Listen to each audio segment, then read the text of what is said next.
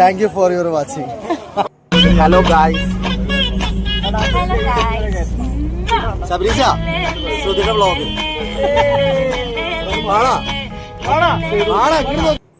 ഇത് പ്രിയയുടെ റിസപ്ഷൻ്റെ വിശേഷങ്ങളാണ്.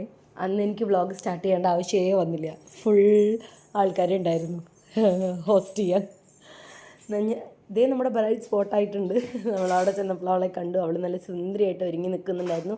ഞാനും ചേച്ചി ഏകദേശം ഒരേപോലത്തെ ഡ്രസ്സൊക്കെ ആയിരുന്നു കേട്ടോ. പിന്നെ ശ്രീജേഷ് അവൻ്റെ ഫ്രണ്ട്സിനൊക്കെ അവളെ പരിചയപ്പെടുത്തി കൊടുക്കുന്നുണ്ടായിരുന്നു. അവൾക്ക് അവൻ്റെ ഫ്രണ്ട്സിനെ പരിചയപ്പെടുത്തി കൊടുക്കുന്നുണ്ടായിരുന്നു. ഇതാണ് പിന്നെ നമ്മുടെ ഗ്യാങ് ചെക്കന്മാർ. ബ്ലാക്കിൽ നല്ല അടിപൊളിയായിട്ടുണ്ടായിരുന്നു. കുഞ്ഞപ്പുമാണ് കേട്ടോ ഫസ്റ്റ് സംസാരിച്ചത്. അവൻ എൻ്റെ അടുത്ത് പറയായിരുന്നു ഫുൾ ഇന്നത്തെ വ്ളോഗ് ഞാൻ എടുത്തോളാം എന്നൊക്കെ. പിന്നെ ഞങ്ങളുടെ കുറച്ച് വീഡിയോസ് എടുത്തു. പിന്നെ ബ്രൈഡിൻ്റെയും ഗ്രൂമിൻ്റെയും എൻട്രി ആയിരുന്നു. നല്ല അടിപൊളി ഓഡിറ്റോറിയം ആയിരുന്നു കേട്ടോ. നല്ല അടിപൊളിയായിട്ട് സെറ്റ് ചെയ്തിട്ടുണ്ടായിരുന്നു അവിടെ. ഞങ്ങൾ കുറച്ച് നേരം കറങ്ങി നടന്നു. അവർ ഫുൾ ഫാമിലി ഫോട്ടോ ഒക്കെ എടുക്കുന്നുണ്ടായിരുന്നു. ഞങ്ങൾ പിന്നെ ഫുഡ് കഴിക്കാൻ പോയി.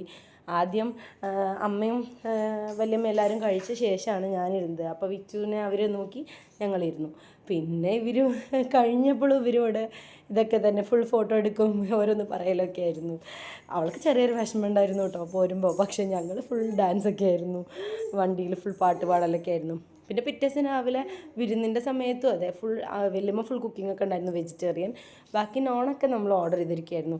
അത് കഴിഞ്ഞിട്ട് അടിപൊളിയായിട്ട് വിരുന്നായിട്ട് വരണ സമയത്ത് ഇവർക്കൊരു വെൽക്കം ഡാൻസ് ഞങ്ങളുടെ വക ഉണ്ടായിരുന്നു കേട്ടോ. സംഭവം തലേദിവസം കളിച്ച ഡാൻസ് ആണെങ്കിൽ പോലും ഞങ്ങൾക്ക് ഭയങ്കര പൊലിവായി കളിച്ചപ്പോൾ.